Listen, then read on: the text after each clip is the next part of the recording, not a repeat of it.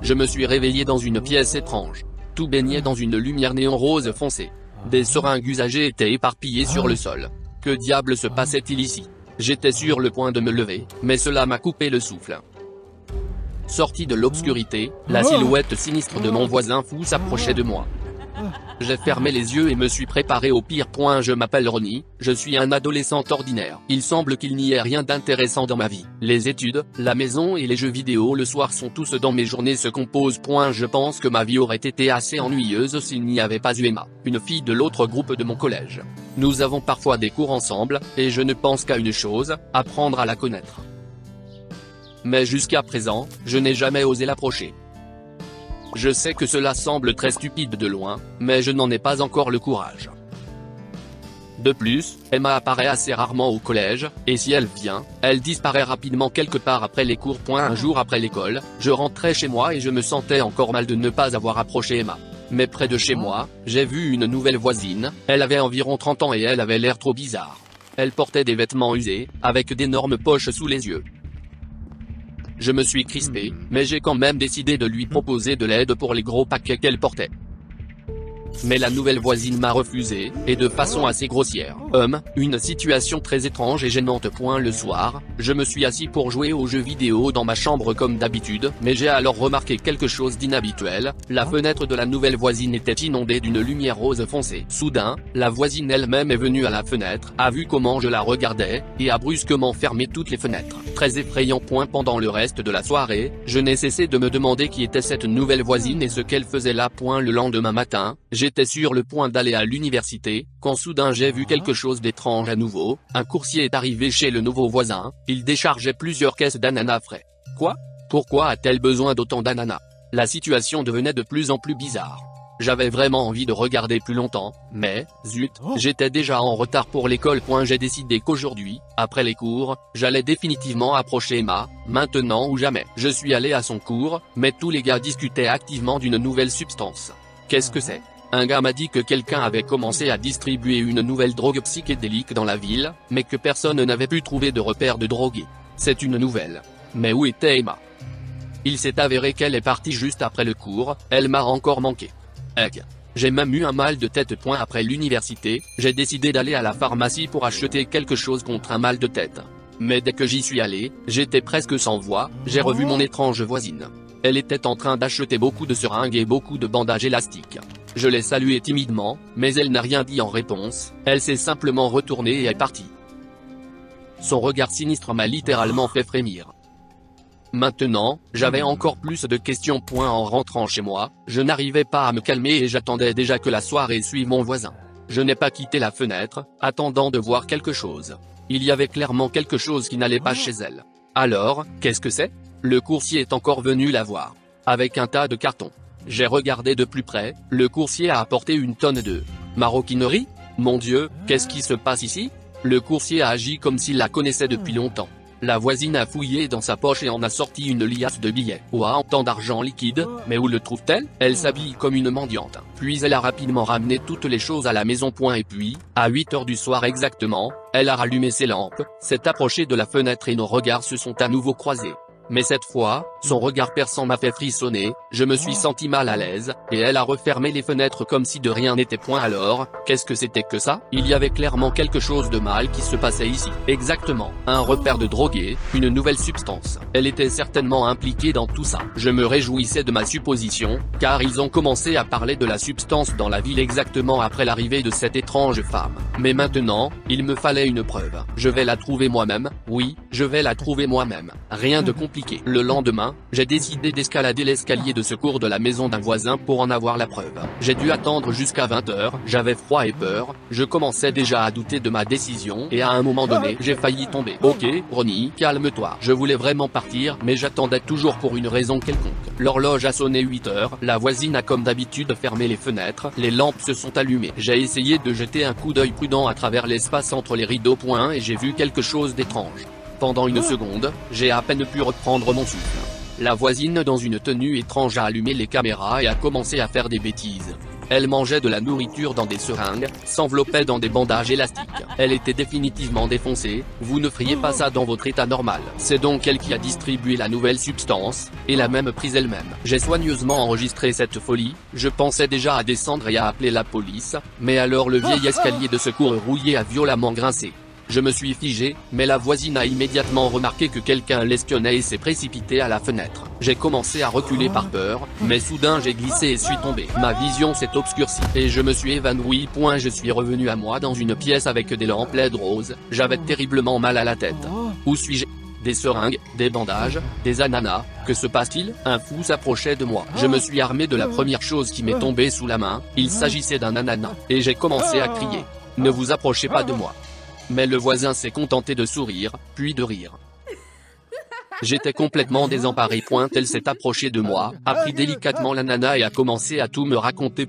Il s'est avéré qu'elle n'était pas du tout un dealer, mais qu'elle était forcée de travailler comme modèle pour webcam. Les clients lui envoyaient chaque jour des tâches étranges, manger 1 kilo d'ananas à la fois par exemple, ou s'envelopper dans des bandages comme une momie, et elle était obligée de faire tout cela devant la caméra. Elle-même est terriblement fatiguée de tout cela, mais elle ne peut rien faire d'autre pour le moment. Elle a besoin d'argent de toute urgence pour le traitement de sa sœur. Sa sœur doit suivre un traitement d'immunothérapie et un tas d'autres procédures toutes les 2 semaines, et cela coûte très cher. Je souhaitais que la terre m'avale.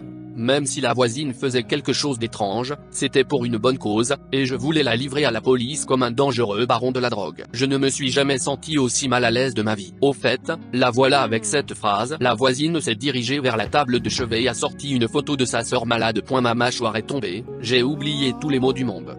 C'était Emma, la même fille de l'autre groupe, que je n'avais pas osé approcher de quelque manière que ce soit et qui me plaisait follement.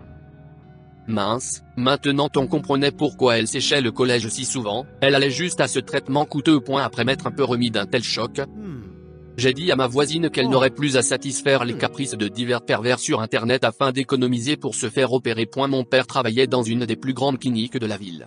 Et si je demandais, il m'aidait à obtenir un quota, un traitement d'état pour Emma. Un traitement complet, avec de la réhabilitation, etc. Vous n'auriez plus à vous soucier de tout ça. Au début, la voisine ne semblait pas en croire ses oreilles. Mais ensuite, elle s'est précipitée pour me serrer dans ses bras et n'a pas cessé de me remercier. Je lui ai répondu qu'elle ne devait pas me remercier car j'aimais beaucoup Emma, et que ma voisine pouvait m'en vouloir. Bien sûr, ce n'était pas comme ça que j'avais imaginé rencontrer Emma, mais la vie peut être imprévisible. Après quelques semaines de thérapie, Emma se sentait déjà beaucoup mieux. J'ai appris à la connaître lorsque je suis venu lui rendre visite avec sa sœur. Emma nous a regardés et a demandé avec surprise comment nous nous connaissions. J'ai fait un clin d'œil à sa sœur en riant.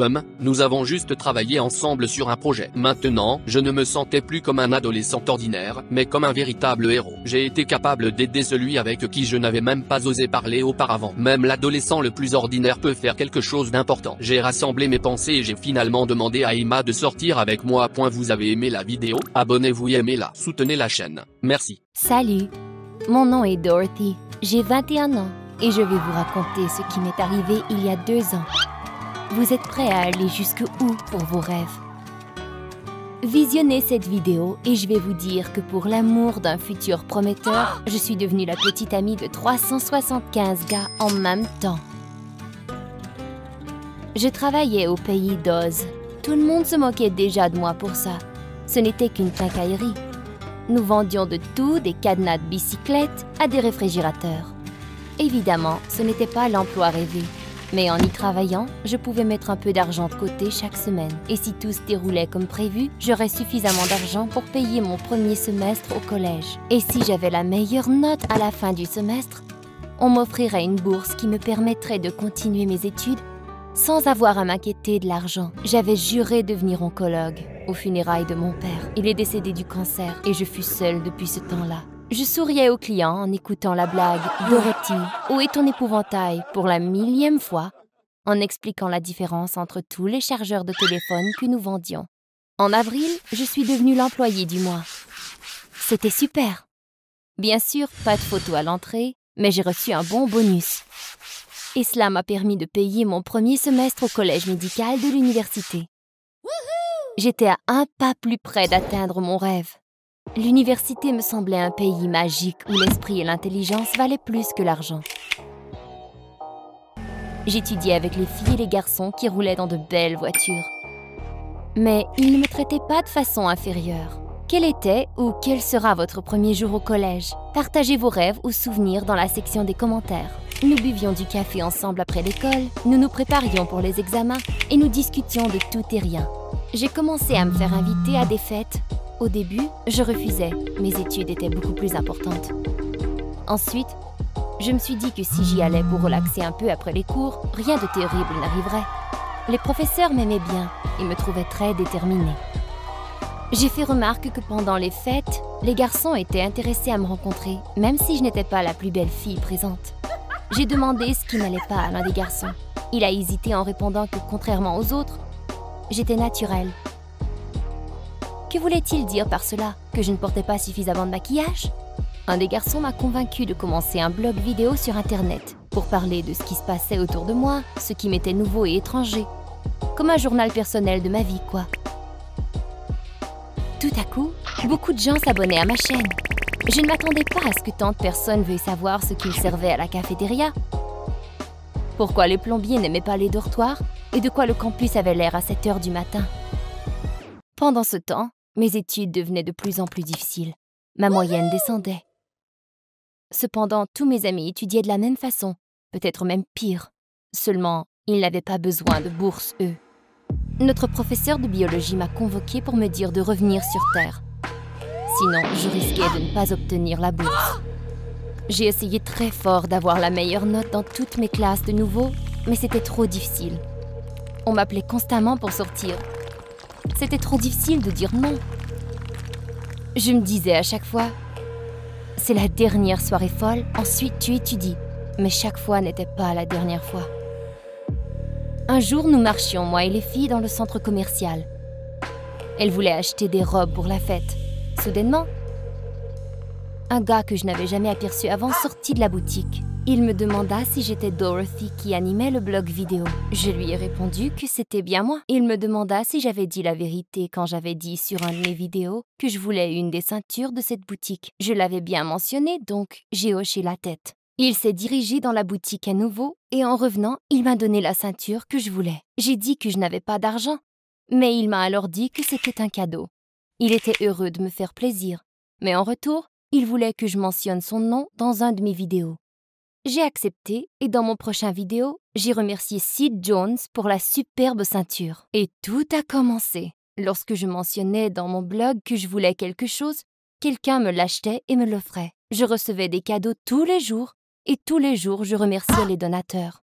J'étais si absorbée par cette histoire de cadeaux que la fin du semestre était déjà là et j'en étais surprise. Pas une belle surprise. Mes notes n'étaient pas terribles. Je ne pense pas que c'était simplement parce que j'avais abandonné mes études. Certains de mes professeurs semblaient m'avoir donné des notes plus basses que je méritais. Un d'entre eux me jugeait pour les cadeaux et un autre était jaloux. Mais j'ai dû laisser tomber la bourse. Au revoir le collège et bonjour pays d'Oz. Je faisais mes valises quand j'ai reçu un message. Un gars m'avait écrit qu'il était prêt à m'offrir de l'argent et voulait que je devienne sa petite amie. Pour qui me prenait-il ? J'étais enragée. Je lui ai écrit ma façon de penser concernant ce type de gagne-pain.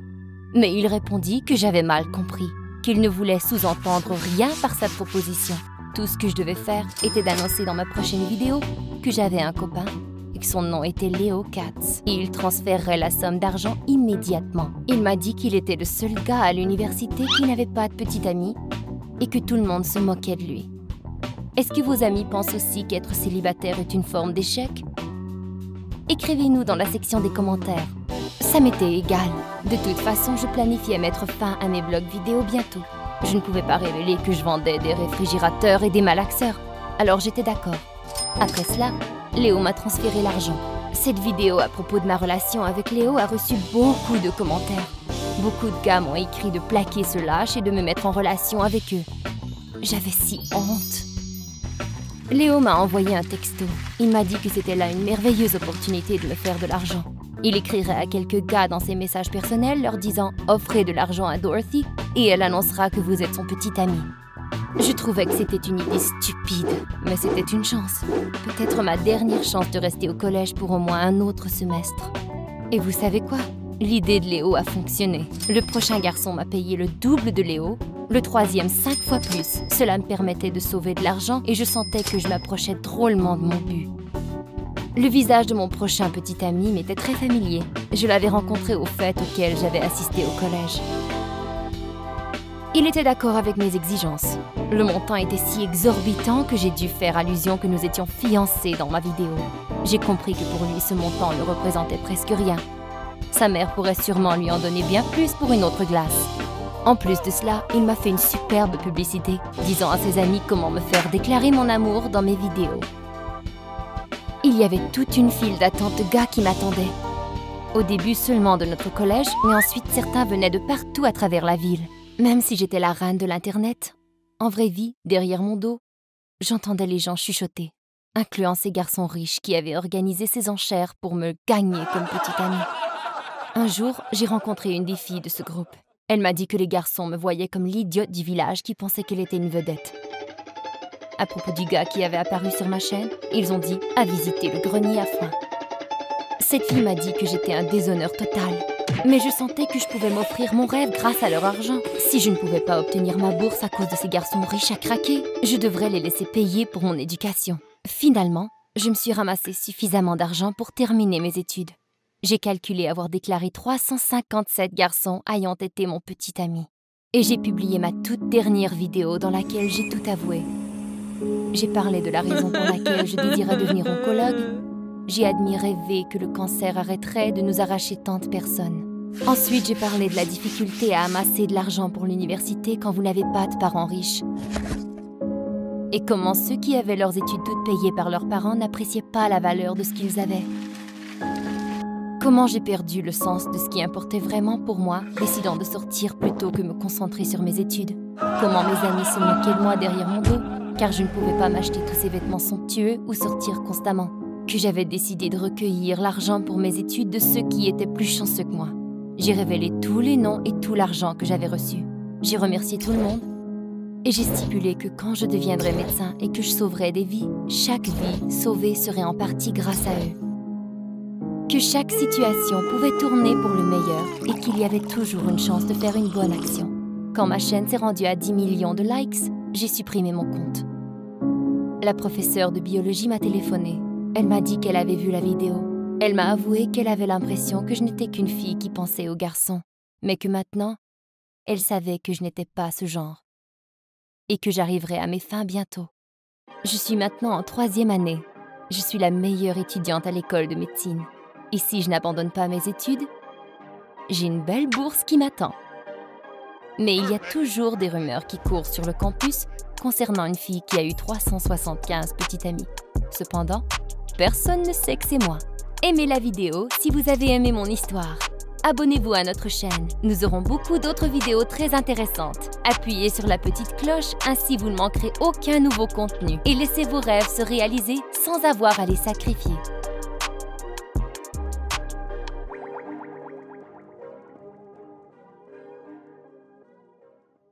Je marchais sur la corde à une hauteur de 10 mètres.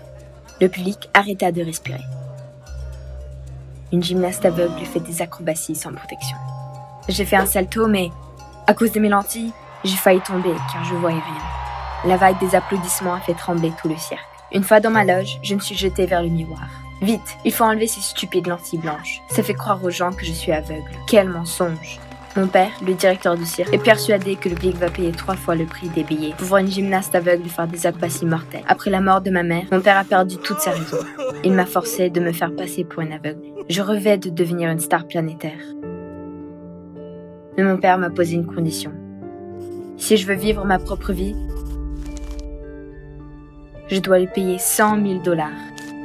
Une somme incroyable pour moi. Mon père est passé me voir. D'un air très mécontent, il m'a jeté quelques billets dans mon visage et a dit qu'à cause de mon air nonchalant, le public ne payait pas beaucoup.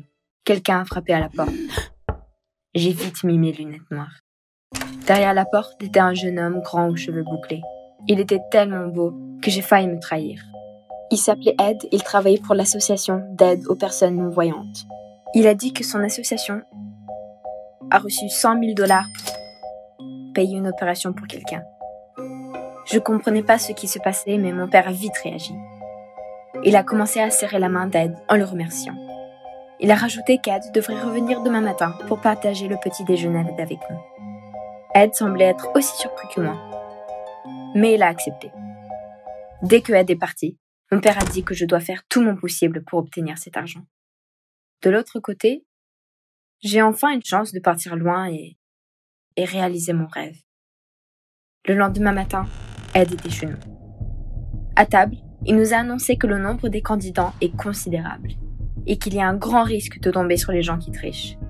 Il voulait m'interroger davantage sur ma maladie. À ces mots, mon père m'a fixé d'un regard lourd. J'ai vite répondu que j'étais d'accord.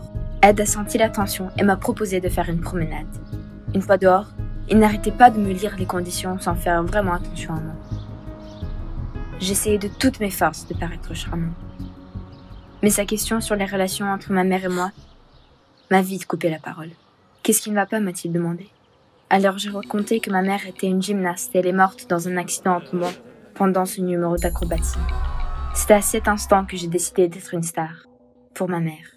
J'ai fini mon histoire quand, tout d'un coup, un gars en vélo m'a éclaboussé debout. « C'est pas la voie pour les vélos ici !» j'ai exclamé. Ed s'est arrêté, comme s'il avait un doute. Il m'a demandé comment j'ai su que les gars étaient en vélo. Je lui ai menti qu'après ma perte de vue, mon ouïe s'est perfectionnée. Ed m'a regardé attentivement. A-t-il compris que je mentais? Puis, mon alarme a sonné. C'était temps pour mon entraînement. Je dois travailler dur pour être une star. Soudain, Ed a dit qu'il m'accompagnera. Il ferait une vidéo de mon entraînement pour la fondation. J'étais surprise, mais j'ai accepté. Sûrement, ça devrait m'aider à gagner cet argent. J'étais très inquiète, car je ne faisais jamais semblant d'être aveugle pendant que je m'entraînais. Cette fois-ci, je devrais être prudente. Sous le dôme du cirque, j'ai fait les tours d'acrobatie les plus audacieux. Ed m'a regardé avec fascination pour 3 heures. Le soir, quand je suis rentrée, mon père m'a bombardé de questions. Est-ce que j'ai reçu l'argent? Après de tout lui avoir dit, il m'a crié que j'étais stupide. J'ai dû me trahir. J'étais si blessée. Papa, j'essaye de mon mieux. En larmes, j'ai couru vers ma chambre. Le lendemain matin, mon père rentra dans ma chambre sans frapper. Il m'a dit de m'habiller. Ed m'attendait en bas. Mon père ne me laisserait pas manquer une deuxième chance. Quand je suis descendue, Ed m'a félicité pour ma persévérance et a ajouté que l'entraînement, c'était l'entraînement, mais que j'avais besoin de me détendre. Il a décidé de m'amener à l'océan. Je ne croyais pas à mes oreilles. C'était seulement 3 heures de route, mais mon père ne m'avait jamais amené. En route, Ed m'a dit qu'il avait grandi dans un orphelinat. Mais le moment qu'il a obtenu son diplôme, il s'est empressé à découvrir le monde. Même maintenant, il économisait pour un voyage autour du monde. C'était pour ça qu'il travaillait à mi-temps à la fondation. Tout ça m'a fait penser. Je ne suis jamais sortie de ma ville. J'ai passé tout mon temps libre à m'entraîner. On s'est arrêté à la station-service pour de l'essence. Et puis, j'ai aperçu quelque chose dans la boîte à gants. Serait-ce un badge de police? Mince! Si Ed était un policier et qu'il essayait de me tester tout ce temps, il allait vite savoir de ma déception. Mon père et moi pourrons se retrouver en prison. En entendant Ed, j'ai vite fermé la boîte à gants. Le plus important, c'était de faire comme si de rien n'était. On est resté assis dans le silence, à côté de l'océan. J'avais peur de dire quoi que ce soit et Ed avait l'air de penser. Soudain, il m'a demandé quand était la dernière fois que j'ai nagé. Pourquoi cette question? Puis, Ed m'a pris la main et m'a guidée vers l'eau. Je ne voulais pas, j'allais être trempée. Mais il m'a dit que ça me ferait du bien et que rien de mal se passerait avec lui. On a sauté dans les vagues et Ed ne m'a jamais lâché la main. Pour la première fois dans plusieurs années, je me suis amusée. Quand on a rejoint la terre, Ed a reçu un appel. Il a raccroché et m'a dit, à voix basse, que la fondation m'avait refusé l'argent pour l'opération. J'étais silencieuse et les larmes me sont venues aux yeux. Mais pourquoi? Ed m'a rassurée. Je pense qu'ils ont donné l'argent à un gamin. Mais il m'a dit qu'il était stupéfié par mes persistances et qu'il était sûr que je valais cette opération. Il était triste que la fondation n'avait pas de bourse pour moi. Je suis retournée à la maison, ne sachant pas comment le dire à mon père. La chambre était sombre quand je l'ai aperçu. Il était assis sur le fauteuil et me fixait. J'ai fondu en larmes. Papa, la fondation a refusé de m'aider. Mon père était si fâché qu'il m'a dit que comme j'ai raté la bourse, j'allais prétendre être aveugle pour le reste de ma vie, destinée à nettoyer les enclos des éléphants chaque soir. Plus de gymnastique. J'étais choquée. Papa, pourquoi tu me fais ça? J'ai passé la nuit, frustrée et les poings serrés. Qu'allais-je faire? Mon père ne me laisserait jamais partir sans l'argent. Et je n'allais surtout pas renoncer à mon rêve. Désespérée, j'ai appelé Ed. Il a vite répondu et m'a dit qu'il voulait m'appeler. J'ai tout de suite avoué que j'avais besoin d'aide. On devait se rencontrer urgemment. Ed était silencieux, mais soudain, il m'a dit qu'il viendrait me chercher dans 1 heure. Une voiture a klaxonné dehors. J'ai passé la chambre de mon père et je suis descendue à la cour. Je me suis assise et Ed m'a dit qu'on ne pouvait pas parler ici. Je devais me calmer. On est arrivé à un bâtiment, c'était un restaurant de route. On s'est précipité dedans et on s'est assise à une des tables. Ed m'a commandé du thé. Mon Dieu, comment j'allais tout lui dire? C'était terrible, mais je savais que personne pourrait m'aider, sauf Ed. Quand j'ai eu le courage de parler, Ed m'a interrompu. Il m'a donné de l'argent en disant qu'il avait économisé pour son voyage autour du monde. Ed a dit que tout cela suffirait pour que je vive la vie que je voulais. Et puis, j'ai entendu la sonnerie derrière moi. J'ai vu mon père à la porte d'entrée. Pas encore. Il s'approcha. Je me préparais au pire. Soudain, mon père s'est arrêté. J'ai compris qu'il avait vu l'argent sur la table. J'ai pas eu le temps de réagir lorsque mon père s'est jeté sur l'argent et m'a dit de revenir avec lui, laissant Ed abasourdi. Dans la voiture, il a recompté les billets. Il s'est retourné et m'a dit qu'au final, il n'allait pas me laisser partir. Je pourrais lui apporter plus d'argent en jouant le rôle d'une gymnaste aveugle. Et l'entretien du cirque coûtait cher. « Papa, tu ne peux pas me faire ça !» J'étais hors de moi. Le sang me montait à la tête. Mon père resta impassible. Je n'étais qu'une enfant pour lui et je devais travailler au cirque selon sa volonté. J'avais les larmes aux yeux. Mon rêve s'était brisé. Mais pire encore, j'avais trahi Ed, la seule personne qui était gentille avec moi. C'était décidé. J'allais lui rendre son argent et partir loin de mon père et le cirque et tout ce qui me tirait vers le bas. Le matin, j'ai entendu la porte claquer. Mon père était parti. Vite, je dois réagir. Il fallait ouvrir le coffre, mais c'est pas facile avec les mains tremblantes. Tout doucement, j'ai commencé à taper des chiffres au hasard.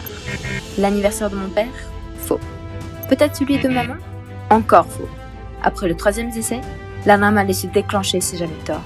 Bon, tapis, j'ai tapé les chiffres. C'était les dates de mon anniversaire. La porte s'est ouverte. Ça a marché. J'ai rattrapé l'argent. Et là, j'ai entendu la clé dans la serrure. Mon père était de retour. J'ai vite caché l'argent dans mon sac. Mon père m'attendait en bas pour aller au cirque. Je tremblais de peur. Jamais dans ma vie avais-je désobéi à mon père. J'ai décidé de m'évader juste après le spectacle. Mon numéro a été annoncé. Une fois sous les projecteurs, j'ai remarqué Ed assis au fond de la salle, me fixant droit dans les yeux. Je me suis arrêtée pour une seconde. La corde tremblait sous mes pieds. Et en ce moment, je me suis rappelée de ce qu'il m'a dit. Tu peux vivre comme tu veux. Je suis descendue. J'ai pris le micro et devant le public, j'ai enlevé mes lentilles blanches. Tout le monde était sous le choc. J'ai tout avoué. Je ne pouvais plus continuer de mentir. Mais une rencontre m'a fait changer ma vie. À ce moment-là, mon père s'est dépêché vers moi. Fou de rage, il criait et m'insultait. Il était déjà tout près de moi. Quand soudain, j'ai vu la police arriver. Ils étaient là pour moi. J'en étais sûre. Ils allaient m'arrêter. Mais non. Ils ont mis les menottes à mon père, qui continuait à crier. Mais qu'est-ce qui se passait? Ed est arrivé et je l'ai supplié de me pardonner. Je lui ai dit que depuis que j'ai trouvé sa plaque de flic dans la boîte à gants, je vivais dans l'angoisse qu'il m'arrête et qu'il me conduise à la police. Ed s'est mis à rire. Il m'a dit que cette plaque était fausse pour faire farce à son pote. Je n'arrivais pas à y croire. Ed avait tout deviné. Depuis un bon moment, il attendait que je lui dise la vérité. Et après mes aveux, il a compris que s'il s'était pas trompé sur moi, il attendait un moment pour m'inviter à partir avec lui à faire le tour du monde.